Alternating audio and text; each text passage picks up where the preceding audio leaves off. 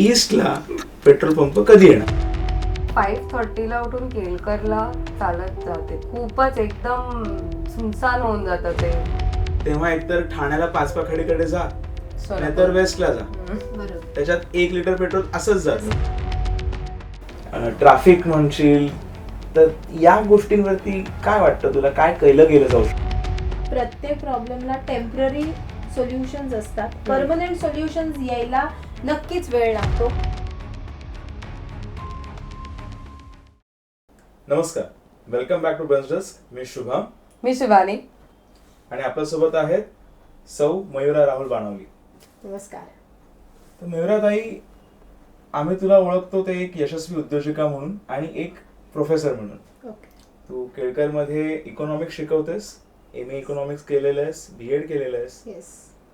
माझ्या माहितीप्रमाणे तुझा पहिला फूड ट्रक होता, हो.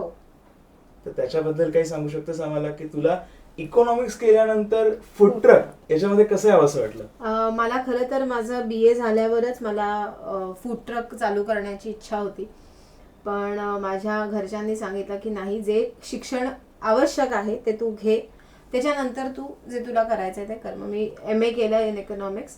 त्याच्यानंतर मग मला जो फूड ट्रक चालू करायचा होता त्याच्यासाठी मी लागणारं रिसर्च, कारण तेव्हा कुठली फूड व्हॅन अशी नव्हती मुंबईत 2014 मध्ये, ना मुंबईत ना मी तेव्हा पनवेलला राहत होते, त्यामुळे तिथे कुठलीही नव्हती. त्यामुळे मला खूप रिसर्च करावा लागला, त्याला काय परमिशन्स लागतात सगळं मी त्याचा अनालिसिस केलं, रिसर्च केला, मार्केट रिसर्च केला आणि मी 2014 मध्ये फूड ट्रक चालू केला. मी जेव्हा ट्रेननी यायचे जायचे, रुईयाला मी कॉलेजला होते आणि मुंबईला वेगवेगळ्या क्लासेससाठी जायचे, तर मला नेहमी जाणवायचं की आपल्याला कुठेही घरचं अन्न मिळत नाही, कारण सकाळी नेलेला डबा तो काही मी संध्याकाळपर्यंत खाऊ शकत नाही. त्यामुळे तो खूप एक डिफरन्स मला जाणवायचा की रोज आपण उठून इडली सांबार चटणी वडापाव भाजीपाव हे खातोय, तर आपण जर असं काहीतरी चालू केलं तर खूप लोकांना मदत होईल. आणि ट्रेनमध्ये चर्चा असायची लेडीजची, अरे बघ ना डबा नाहीये, किंवा काही घरचं नाहीये, काही असं आज लाडू बनवले, काही बनवले तर लोकांना ते पुरेसं होतं येता जाता. तर ह्या सगळ्या दृष्टीने मी विचार केला आणि माझ्या आईचा बिझनेस होता, ह्याचा केटरिंगचा बिझनेस होता. आमचं पोळी भाजी केंद्र आहे पनवेलमध्ये, तर माझ्याकडे बॅकअप होता. पण फूड व्हॅन ही चालू करणं ही एक वेगळी कन्सेप्ट होती. लोकांना ते आधी उचत नव्हतं, कळत नव्हतं. हळूहळू त्यांनी चालू केलं आणि होळीच्या शुभमुहूर्तावर की मला पुरणपोळीच्या कस्टमर्सना मला टॅप करता येईल ह्या दृष्टीने मी त्याचं उद्घाटन केलं. आणि मला सांगायला खूप अतिशय आनंद होतो की आज 2014 पासून तो फूड ट्रक पनवेलमध्ये चालू आहे. न्यू पनवेलला मी तो चालू केला, कारण तिकडचा जो एरिया आहे तो कॉस्मोपॉलिटन आहे आणि मी ठरवलं होतं की आपण घरचं अन्न लोकांना द्यायचं. मला कुठलंही फास्ट फूड तिथे चालू करायचं नव्हतं. भाकरी भाजी, सकाळचा नाश्ता, घावन, आंबोळी इथपासून पुरणपोळ्या, लाडू, सोलकढी हे सगळं त्या फूड ट्रकवर अवेलेबल असायचं. आणि सकाळी 7 वाजता आम्ही तो चालू करायचो, 7 ते 11 आणि संध्याकाळी 5:30 ते 9:30. वा वा, उत्तम. येस. तेव्हाच तू एक प्रॉब्लेम आयडेंटिफाय केलं स्वतःचा, अदर लेडीज ट्रेन मधल्या वगैरे जे काय, and you found a solution to that. तेव्हापासून ती मानसिकता आहे, find a problem you solve. मला समाधान खूप मिळालं त्याच्याकडून, लोकांचे आशीर्वाद मिळाले. कारण आज जेव्हा आपलं कधी आपण म्हणतो की जर उदरभरण न होवे जाणीचे यज्ञ कर्म आपण हे शिकलोय, सो त्याच्यामध्ये जर आपलं मन, आपलं पोट, आपण जे खातो ह्याच्याने आपण जर स्वस्थ राहत असू ना, कारण प्रत्येक जण खाल्ल्यावर जर ते चांगलं असेल तर आशीर्वादच देणार, बरोबर. त्यामुळे कॉर्पोरेट्स असू दे, तिकडचे टाउनशिप्स तिथे भरपूर आहेत न्यू पनवेलला, त्यामुळे एका लिमिटनं तर आमची ती फॅमिली झाली. आणि मी त्यांना रोज मेन्यू व्हॉट्सअप करायचे आणि टेक्नॉलॉजीचा वापर जो मी केला, कारण तेव्हा पेटीएम जीपे आलं नव्हतं. सो 2014 मध्ये मी त्यांना व्हॉट्सअपवर पाठवायचे सगळं, आणि व्हॉट्सअपच्या माध्यमातून ते मला रोज मेन्यू पाठवायचे की ही ऑर्डर तुम्ही पॅक करा. ते आले की त्यांच्या हातात ती ऑर्डर द्यायची. त्यामुळे वेटिंग पिरियड जो होता तोही नव्हता, घरचं मिळत होतं. भले गार चालेल, मला विचारलं की गरम नाही क्या दे सकते किंवा काय, तुम्ही म्हटलं यहाँ पे वैसा कुछ नियोजन नहीं है. सुप्रीम कोर्टचा पण तो रूल आहे, बरोबर. सुप्रीम कोर्टाचा निर्णय की तुम्ही फूड व्हॅनच्या आत शिजवू शकत नाही, गॅस लावू शकत नाही, इंडक्शनवर तुम्ही करू शकता. पण माझी पहिलीच फूड व्हॅन होती आणि माझ्या घरच्यांकडून मला फायनान्शियल सपोर्ट थोडा मिळाला होता. आई बाबा म्हणाले तू लोन काढ आणि मग तू तुझं चालू कर, कारण थोडं पोटाला सुद्धा चिमटा बसला पाहिजे.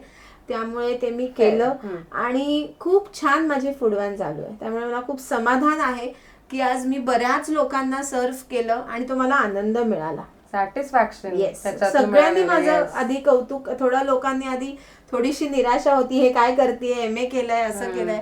बट जेव्हा जेव्हा त्या गोष्टी पुढे येत गेल्या, माझे काही इंटरव्ह्यूज झाले, काही अवॉर्ड्स मिळाले मला, त्याच्यानंतर मग लोकांना, आणि मी ठाम होते की मला हे करायचं, काय चुकीचं नाही, घरचं अन्न लोकांना देते मी, थोडी ना काय शिजवून वेगळं देते. त्यामुळे लोक पण खुश होते. बेस्ट. आता तू जे सांगितलंस फूड ट्रक बद्दल, जेव्हा तू मुलुंडला आलीस, मुलुंडची सून झालीस, तेव्हा इथे देखील तू तोच वारसा पुढे चालवायचं सुरुवात ठेवलेलीस. अनुग्रह आहे, पोळीभाजी.com आहे. याबद्दल तुझं म्हणजे काय, तुला सुरू करताना काय अडचणी आल्यात? ऑलरेडी एक गजानन पोळीभाजी केंद्राची जी लेगसी होती ती एक वेगळ्या स्वरूपात पुढे नेणं, मामलेदारची मिसळ झाली किंवा शेगावची कचोरी झाली, ती मुलुंडकरांना त्यांच्या समोर प्रेझेंट करणं, हे तू कसं साध्य केलंस? दादाची साथ होती. इकडे लग्न झाल्यावर गजानन पोळी भाजी केंद्र हा त्यांचा आधीपासूनचा बिझनेस आहे. सो ते आमचं जुळलं बेसिकली, की दोन्ही व्यवसाय सेम झाले आणि दोघांचे एक्सपर्टीज त्याच्यात कामाला आल्या. कारण राहुलनी हॉटेल मॅनेजमेंट केलंय, बट हॉटेल मॅनेजमेंट करणं आणि ऍक्च्युली प्रॅक्टिकल एक्सपिरियन्स घेऊन करणं मराठमोळं त्याच्यात थोडा फरक आहे. बट त्याची अनुग्रहामध्ये सगळे त्याचेच एफर्ट्स होते. पण नंतर जेव्हा ते अनुग्रह ग्रो झालं, त्याच्यानंतर आम्ही त्याच्यात काही बदल केले, मराठमोळं इंट्रोड्यूस केलं. त्याच्यामुळे आम्ही दोघांनी सगळे जे निर्णय होते ते एकत्र मिळून घेतले आणि लोकांना काय आवडतंय ते बघून आम्ही ठरवलं आणि सक्सेसफुली एक 4-5 वर्ष अनुग्रह छान चाललं. पोस्ट कोविड आम्हाला थोड्या अडचणी आल्या, त्यामुळे आम्ही ते बंद केलं. पण शेगाव कचोरी चालू आहे आणि सगळेच मुलुंडची लोक ते खातात वेळोवेळी. अनुग्रह आय रिमेंबर, बापरे काय मस्त होते एक डिशेस. तेच मी पण तिथे गेल्यावर मी आठवण काढायची की आता मला अनुग्रह नाही मिळणार, मम्मी डॅडी तरी जायचे. बरेच लोकांनी मला हे सांगितलं. आणि हे सगळं तू जेव्हा करत होतीस, साइड बाय साइड अंगद आला आणि या सगळ्या गोष्टी तू हँडल करता करता तुझा जॉबही होता, बट त्याच्यात तू राजकारणात उडी घेतलीस. आता राजकारणाची पार्श्वभूमी मला तरी असं माहितीये की नाहीये, मग तू राजकारणात अशी आली कशी? म्हणजे तुला हे ट्रिगर पॉइंट काय होता? या क्षेत्रात यावंसं का वाटलं? बेसिकली राजकारणात यावं हे आधी काहीच ठरलेलं नव्हतं किंवा काही काय म्हणतात त्याला, it was not planned at all. But yes, याची मुळं जी होती समाजकारणाची आपण ज्याला म्हणूया, ती आधीपासून बाळकडू मला त्याचं मिळालं होतं. कारण माझी आजी कुसुम रानडे ही जनसंघाची नगरसेवक होती त्यावेळेची पनवेलमध्ये. येस, तर त्याच्या थ्रू आमच्या घरामध्येच काय म्हणतात त्याला तसं वातावरण होतं. बाबा माझे स्वयंसेवक होते, माझे आजोबा सुद्धा शाखा घ्यायचे कळंबोलीला तेव्हा. आणि पनवेलमध्ये ज्येष्ठ नागरिक संघ ही जी इमारत आहे ती त्यांच्या अध्यक्षतेखाली, आणि प्रशांत ठाकूर हे तिकडचे आमदार होते, त्यांच्या मदतीने ते सगळं साकार करण्यात आलं. त्यामुळे मी लहानपणापासून बघत गेले की आमच्याकडे लोक यायची, गप्पा व्हायच्या. सो त्याच्यामध्ये हेच व्हायचं की आपण काहीतरी लोकांसाठी केलं पाहिजे. सो हे तेव्हा कळत नव्हतं काय की काय करायचं काय नाही. बट येस, ही एक भावना होती की ज्याच्यामध्ये we have to give back something to the society. Empathy होती. येस, एम्पॅथी होती. सो ही जी रूट्स आहेत, हे जे बाळकडू आहे, हे मला त्यावेळेला दिलं गेलं आणि काय म्हणत कालांतराने ते माझ्यातही आलं. आज माझ्या आईकडे संस्कार भारतीच्या पनवेलचं दायित्व होतं. सो त्यामुळे मी त्याप्रमाणे हळूहळू का होईना सोशल झाले. आणि मगाशी तुम्ही जो प्रश्न विचारलात की मग मुलुंडमध्ये कसं काय, आधी पनवेलमध्ये असताना सुद्धा मी काम करायचे भाजपाचं, एकदम सक्रिय नाही पण जिथे गरज होती तिथे आम्ही सगळीकडे काम करायचो. आमचा खूप मोठा ग्रुप होता सगळ्या युवकांचा. आणि इथे आल्यावर राहुलच्या माध्यमातून मी मुलुंडकर प्रतिष्ठानच्या माध्यमातून आम्ही वेगवेगळे उपक्रम राबवत गेलो. बरोबर. येस. आणि त्याच्यामुळे ती आवड मला होतीच. सो सगळं सांभाळून जिथे आवड असते तिथे आपण वेळ काढतो आणि त्याप्रमाणे माझा तो वेळ निघाला. घरच्यांचा सपोर्ट मिळाला त्याच्यासाठी आणि राहुलचा सपोर्ट वॉज व्हेरी स्ट्रॉंग. आणि तो मॉन्युमेंटल सपोर्ट आहे. तुमचा जो गुढीपाडव्याच्या दरम्यान जो महोत्सव असतो तो तर खूप जगभर फेमस आहे असं म्हणायला काही हरकत नाही. तुमचे ते डान्स अराउंड रंगोली हा खूप सुंदर इव्हेंट असतो. आता हे सगळं जे होतं ते मी यायच्या आधी होतं, त्यामुळे ती जी टीम होती त्यांची मुलुंडची, मी मुलुंडकर प्रतिष्ठानची, सगळे जे पिलर्स होते त्यांनी खूप काम केलं आणि प्रत्येक जणाने जे काम केलं तिथे त्याच्यामध्ये ना कुठल्या अपेक्षेने काम नव्हतं. ते सगळं निस्वार्थीपणे काम चालू होतं. आज राहुलला सुद्धा बरेच लोक म्हणतात तू कसं एवढं करतोस, तू हे एवढं कसं निभावतोस. पण मला तेच वाटतं की आपली इच्छाशक्ती असली आणि आपले जर इंटेन्शन्स क्लिअर असले तर मला वाटत नाही की आपल्याला काही प्रॉब्लेम्स येऊ शकतात. आणि आले तरी ठीक आहे, आपण एवढे जाऊ शकतो. जुळून येत नसेल पण जुळून आणणं इज अनदर थिंग. येस. आणि त्यासाठी प्लॅनिंग जे लागतं ते खूप कठीण आहे. म्हणजे बऱ्याच वेळेस बघतो की व्यक्तिगत आयुष्य आणि प्रोफेशनल आयुष्य यांच्यात मेळ जुळवणं खूप कठीण असतं आणि त्यात घरच्यांची साथ असणं हे तर सोने पे सुहागा. मी तुम्हाला खरं सांगते, आमचं मुलुंडकरच्या मीटिंग्स ज्या व्हायच्या त्या श्रुतीताई आहे तिच्या घरी व्हायच्या, कधी कधी ओमकार आहे, आम्ही त्याच्या इथे जाऊन मीटिंग्स करायचो. म्हणजे there was no office, designated office for it. पण तेवढं मोठं किंवा तेवढं हे भव्य नव्हतं काही. बट स्लोली जेव्हा आम्ही स्ट्रीमलाईन झालो, सगळ्या गोष्टी हळूहळू बरोबर झाल्या, त्यानंतर आम्ही ठरवलं की आता आपण कुठेतरी एक चांगलं काम जे लोकांसाठी असेल, जे संस्कृतीसाठी असेल, वेगवेगळ्या समाजासाठी असेल. कारण कसं आहे, समाज घडला तर आपलं शहर सुसज्ज होतं. जर उद्या तुमचा समाजच धड नसेल, तिथेच सगळ्या जर गोष्टी असतील तर you have to first work for the समाज. अंत्योदयापर्यंत पोहोचणे हे फार गरजेचं आहे. आणि मला असं वाटतं की मी ज्या पार्टीत आहे ते काम अंत्योदयापर्यंत कसं पोचणं हे फक्त भारतीय जनता पार्टी शिकवते. हे आजपर्यंतच्या मी माझ्या काही छोट्या मोठ्या प्रवासात हे मी अनुभवलंय. खरं खरं. म्हणजे अन्न सुरक्षा विधेयक असो किंवा अशी कित्येक काम बरेच आहेत. अंत्योदयाचा विकास जो पंडित दीनदयाळ उपाध्यायांनी जे सांगितलं ते आपण नक्कीच करतो. जास्तीत जास्त एक्झिक्युशन पण ह्याच काळामध्ये झालेलं आहे. Execution of things, theoretically on paper lot of things have come up, but execution पूर्णत्वाला आणणं एखादा प्रोजेक्ट किंवा एखादं काम, that has happened in this era last couple of years.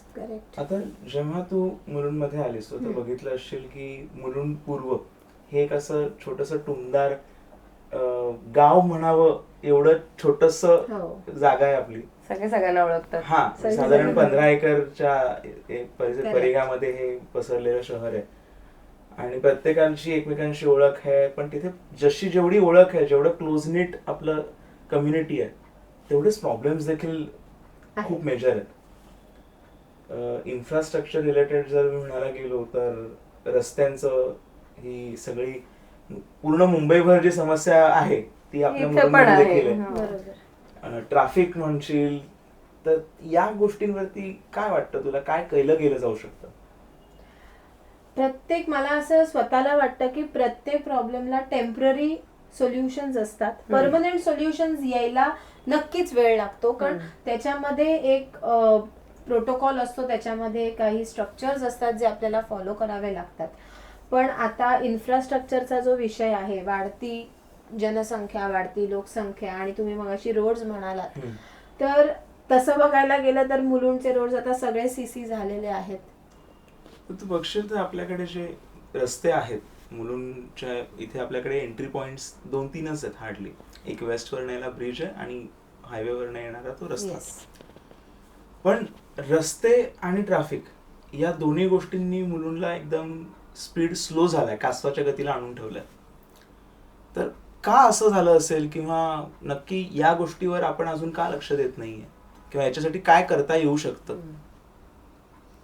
कसं आहे, आता कोविडच्या नंतर कोविड झाल्यानंतर इलेक्शन झाले नाही आहेत, त्यांच्यावर वॉच ठेवायला, त्यांच्याशी कॉर्डिनेट करण्यासाठी तसं स्ट्रॉंग, कारण काही रोड्स 105 मध्ये येतात, काही रोड्स 106 मध्ये येतात. सो त्यांच्याशी कॉर्डिनेशन स्ट्रॉंगली करण्यासाठी आता सगळं BMC सांभाळते, त्यामुळे हम चल रहे असं त्यांचं आहे. सो त्यांच्याकडे लक्ष देणं, त्यांच्याकडे वचक ठेवण्यासाठी कोणतरी हवं की हे झालं नाहीये, हे झालं नाही. मी एक सांगू खरं, हो, जेव्हा प्रशासकीय कारभाराच्या हाती, म्हणजे हे सगळं आहे, प्रशासकीय कारभार आहे, त्या काळात जो मुलुंडचा विकास झालाय त्याच्यापेक्षा खूप कमी गतीने विकास आधी होत होता, असं माझं पर्सनल मत आहे. तेव्हा बीजेपीचं गव्हर्नमेंट नव्हतं मुलुंडमध्ये, आता आहे. आता येऊ दे, येईल ना, नक्कीच येईल, कमळ फुलेलच. येस. तर हे जे परत मी रस्त्यावरतीच होतोय, कारण माझं असं झालंय की कितीतरी दिवस मी तोच खड्डा चुकवत जातोय आणि आता CC करायचं चाललंय सगळं, तर काय नक्की कधी होईल ते. आता मी एक सांगू, जसं तुम्ही म्हणालात की तो खड्डा मी रोज चुकवतोय. आज आपल्याकडे टेक्नॉलॉजी आहे, बरोबर आहे, आज आपल्याकडे सगळ्या सोयी सुविधा आहेत. तुम्ही त्याचा फोटो काढा, एक तर तुम्ही तुमच्या जे नगरसेवक आहेत त्यांना पाठवा, नाहीतर तुम्ही ट्विट करा. आज BMCने तुम्हाला ती मुभा दिलेली आहे. तुम्ही कंप्लेंट टाकल्यावर मी तुम्हाला सांगते 24 तासाच्या आत BMC येऊन ते काम करते की नाही. त्यामुळे त्या टेक्नॉलॉजीचा आपण वापर करावा. कधी कधी काय होतं की आपण जर टेक्नॉलॉजीचा वापर व्यवस्थितरित्या केला आणि आपली जर कंप्लेंट सॉल्व्ह झाली तर आपल्यालाही कळतं की कोण किती काम करतंय आणि कोण नाही.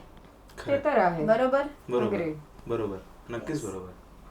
सो खड्डे किंवा हे नक्कीच आहेत, ह्याच्यावर काम करायला हवं, मी डिनाय करत नाही. पण त्याचबरोबरीने वेळच्या वेळी जर ते तुम्ही लोकांपर्यंत पोहोचवलं तर ते काम नक्कीच चांगल्यारीत्या होईल. आज मलाही मेसेजेस येतात, इथे कचरा आहे, मी फोटो पाठवायला सांगते BMCला, आम्ही तसा मेसेज करतो, कंप्लेंट करतो आणि ते लोक त्या दिवसाच्या आत ते साफ करतात. हा माझा एक्सपिरियन्स आहे. म्हणजे नागरिकांनी देखील जागरूक नागरिक होणं गरजेचं आहे. बरोबर. आणि ट्रॅफिक बद्दल काय, कसं सॉल्व्ह करूया आपण हे सगळं? जसं मी म्हणते की कुठल्याही गोष्टीला आज एक परमनंट सोल्युशनच्या आधी एक टेम्पररी सोल्युशन असतं. ह्या ट्रॅफिकच्या मुद्द्याला आपण जेव्हा आत येतो मुलुंडमध्ये, तेव्हा माझ्यामध्ये कमीत कमी 20 मिनिटं तुम्हाला लागत असतील आत यायला. आज आम्ही गेले 2 वर्ष ह्या गोष्टीसाठी आज आम्ही त्याचा पाठपुरावा करतोय. नवघर पोलीस जे स्टेशन आहे त्यांच्या मदतीने, त्यांच्या सहाय्याने आम्ही ड्रोन शूट केलं.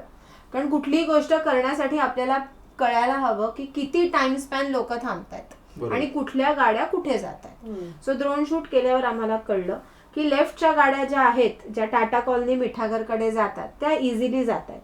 बट जो बॉटलनेक आहे तो आहे लक्ष्मीबाईच्या टर्नला.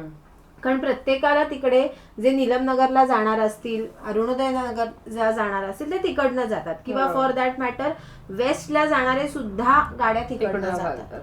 पण जर तुम्हाला पर्यायी रस्ता दिलाय जिथे टोल लागत नाही, बरोबर, जिथे तुम्ही पटकन पोहोचू शकता, तो लोक अवलंबत नाहीत. प्लस आम्ही असाही एक प्रस्ताव ठेवला की ज्या मोठ्या कंटेनर गाड्या ज्या शेवटच्या लेन मधून जातात, त्या जर तुम्ही शिफ्ट केल्यात किंवा त्या जर फक्त एक संध्याकाळी 5 ते 9 थांबवल्यात, तर मला असं वाटतं की तो जो प्रश्न आहे तो आपला सुटेल. आणि 2 तास संध्याकाळचे 7 ते 9 मध्ये लक्ष्मीबाईचा राईड जर आपण बंद केला तर प्रत्येकाला आपापल्या घरी 20 मिनिटाच्या ऐवजी 7 ते 8 मिनिटात पोहोचता येईल. पण याच्यासाठी सगळ्यांचं सहाय्य, मी जसं म्हणते की we have to think of a larger interest and we have to work for the larger interest. So प्रत्येकालाच घरी जाता येईल, सगळ्यांसाठी ती विन विन सिच्युएशन असेल. म्हणजे RTO साठी पण असेल, नागरिकांसाठी पण असेल आणि ऑब्व्हियसली आपल्या लोकांना घरी जाण्यासाठी सुद्धा असेल. आणि जो अजगराचा विळखा पडला त्यापासून आपली सुटका तरी होईल. जो हा प्रश्न आपण आता रस्त्याचा जो बोललो, रस्त्याला जोडून फुटपाथ येतात, फुटपाथ म्हटलं की आठवतो तो फेरीवाला. हा प्रश्न कसा सोडवायचा? कारण मी आतापर्यंत बघितलं तर आधी आमच्या रस्त्यावर फेरीवाले कमी होते, आता ते अचानक 10-15 झाले, कुठून तरी तो शॉर्माची गाडी घेऊन येतो, तो पण सुरू करतो. नारळ पाणीवाले तर सगळ्या जागी बसलेले ऑन असतात, होत आहेत ते नवीन नवीन कुठून काय मशरूम सारखे सगळीकडे दिसायला लागतात. म्हणजे त्या एकाच चौकात 4 नारळ पाणीवाले दिसतात. आणि भाजीवाले प्रत्येक गल्लीत भाजीवाला आहे. याला लॉंग टर्म सोल्युशन काय?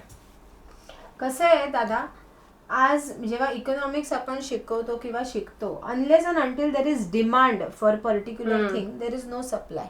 ट्रू. बरोबर.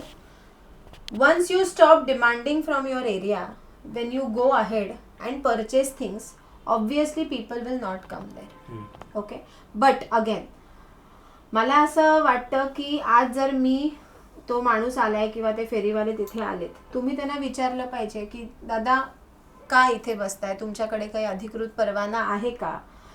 कसं आहे दादा, सगळंच बीएमसी करणारे सगळं नगरसेवक करतीलच, पण त्याच्यासाठी प्रपोगेशन जे आहे ते नागरिकांच्या माध्यमातून झालं पाहिजे. जर नागरिक तेवढे स्ट्रॉंग असतील तर पुढे गोष्टी होतील. बरोबर आहे. आज आम्हाला जर त्याच्या पत्र आली, आज मी सांगते हनुमान चौकाच्या मध्ये एक काही मध्ये चावीवाले येत होते, कंटिन्यूस येत होते, रेखी करत होते. आज चावी म्हटल्यावर सगळ्यांच्या घराची असू दे किंवा कुठल्याही वस्तू ऑफिसची असू दे, चावी ही महत्वाची असते. ते इथे दुपारी यायचे, ते नक्कीच हिंदू नव्हते, त्यामुळे आमचं त्यांच्यावर जास्त लक्ष होतं. ते रेखी करायचे, इथे अजून 4 जण येऊन त्यांनी तिथे बसवलं. पण त्यावेळेला मी म्हटलं, मला त्यांनी सांगितलं की मी बघत होते की हे इथे आलेत, पण त्यांना जेव्हा जाऊन विचारलं की तुमचं काय नियोजन आहे, चावीवाला तर एकच असणार, बरोबर. त्याच्यानंतर त्याची 4 मित्र येऊन तिथे का बसतायत. मग आम्हाला कुठेतरी गोष्टी थोड्याशा खटकल्या आणि आम्ही पोलिसांना सांगून त्यांना तिकडनं एका माणसाला जो खरंच जेन्युइन बिझनेस करत होता त्याला तिथे बसवून दिलं. बाकीच्यांना सांगितलं की तुम्ही उद्यापासून इथे दिसले नाही पाहिजेत. आता ही जी गोष्ट आहे, आज सुजाण नागरिकत्व आपण म्हणतो, पण त्याचप्रमाणे जे तुम्ही फुटपाथ म्हणाल्यात, आज आम्ही काही फिशवाले जे भैये आपण बघतो त्यांच्याशी आम्ही बोललो. ते म्हणाले, मॅडम हमको फोन करके बुलाते हैं तो हम आते हैं. बरोबर. टेक्निकली ज्यांचं पोट त्याच्यावर आहे त्यांना आज कुठेही त्यांनी बोलवलं तर ते जातात, कारण त्यांचं त्याच्यावर पोट आहे. पण हा जो मुद्दा जो आपला फेरीवाल्यांचा आहे, तर मला असं वाटतं की ह्याच्यासाठी एक डेडिकेटेड एरिया असावा. आता मुलुंड वाढतंय, मुलुंडमध्ये भरपूर डेव्हलपमेंट होत आहेत. आज एका सोसायटीमध्ये 800-900 घरं येत आहेत. सो हे सगळं आल्यावर स्टेशनचा जो परिसर आहे तो अजूनच पॅक होईल. त्याच पूर्वी जर आपण एक कुठलाही रस्ता जर आपण भाजी मार्केटसाठी डेडिकेट केला तर मला असं वाटतं तिथे सगळ्यांचा व्यवसाय होईल. प्रत्येक गोष्ट चेंज करण्यासाठी, प्रस्थापितांना वळवण्यासाठी त्रास हा होतो, बट सगळ्या नागरिकांनी त्याच्यासाठी सपोर्ट केला पाहिजे. तेव्हा त्यावेळेला जर कोणी असं म्हणणार, अरे आम्ही स्टेशनवरून जातोय, मग आम्हाला इथे रस्त्यात घ्यायला मिळेल, ही एक गोष्ट फक्त त्या लोकांना एकत्रित करेल. आणि जो आपला म्हणजे जे आपल्याला करायचंय, जसं पार्ल्यामध्ये झालं, तुम्ही मगाशी म्हटल्याप्रमाणे की एक दिवस इकडे एक दिवस इकडे, but for that people supported that campaign and so it was successful. सगळ्यात जास्त इम्पॉर्टंट सिव्हिलियन्सचा सपोर्ट पण आहे. येस. तू जसं म्हणालीस की एखादा एरिया भाजी मार्केटसाठी डेडिकेट करावा, मला वाटतं तुम्ही आठवडी बाजाराचा एक कन्सेप्ट आणलेली आहे. येस. 2014 मध्ये देवेंद्रजींच्या मार्फत आणि आमदार प्रसाद लाड यांच्या अंत्योदय ह्या संस्थेने शेतकरी आठवडी बाजार चालू केले. आणि आज 2014 पासून मुलुंडमध्ये तो पहिला चालू झाला शेतकरी आठवडी बाजार, आणि तो अजूनही दर गुरुवारी तुंगवतेश्वर मंदिराच्या समोर तो असतो. आणि बरेच लोक तिथे जाऊन भाजी घेतात. फ्रेश असते, चांगली असते, फळं सुद्धा तिथे मिळतात. आणि तिथे तांदूळ बऱ्याच वेगळं मिळतात. मी तिथे एकदा खरवस खाल्लेला, काय खरवस होता. पनीरवाला म्हणून पुण्यावरनं येतो, तो चांगला असतो, मी पण खाल्लेला आहे. म्हणजे एकंदरीत बघायला गेलं तर फक्त लोकप्रतिनिधींकडनं नाही तर नागरिकांच्या मेळातून जे सोल्युशन येईल तेच एक लॉंग टर्म सोल्युशन असू शकतं, असं आपल्या या डिस्कशन मधून बाहेर येतं. मला असं वाटतं की कुठलंही आपण गोष्ट करायला गेलं तर त्याच्यामध्ये गिव्ह अँड टेक पाहिजे, सजेशन्स आणि ऑब्जेक्शन्स पाहिजेत. कारण जनरली आपण जे बघतो तर ऑब्जेक्शन्स प्रत्येकाला येतातच, पण जर डिस्कशन मधून, आज कोणीच परिपक्व नाहीये, आज कोणीही परिपक्व नाही ना नागरिक परिपक्व आहेत, ना कुठला नगरसेवक मी असं म्हणेन की परिपक्व नाही, कारण nobody can be perfect. So in that case जर डिस्कशन झाली, जर आज आपल्या समाजात मुलुंडमध्ये खूप मी म्हणेन नामांकित लोक राहतात, प्रॅक्टिशनर्स लोक राहतात, आर्किटेक्ट्स राहतात, सो जर आपण त्यांना एकत्रित करून ह्याच्यावर जर सोल्युशन काढलं तर माझ्या मते सगळ्याच गोष्टींना आपल्याला सोल्युशन काढता येईल, टेम्पररी आधी आणि मग परमनंट, आणि प्रॉब्लेम सॉल्व्ह होतील असं मला वाटतं. नमस्कार मंडळी. विकासाचा समतोल साधायचा असेल तर जशी जबाबदारी लोकप्रतिनिधींची आहे तशीच समाजातील नागरिकांची आहे, हे आपल्याला झालेल्या चर्चेमधून समजलेच असेल. मुलुंडच्या मुद्द्यावरील चर्चा एका भागात संपू शकत नाही, ती पुढील भागातही सुरू राहील. तर पुढील चर्चा बघण्यासाठी stay tune on Brunt desk.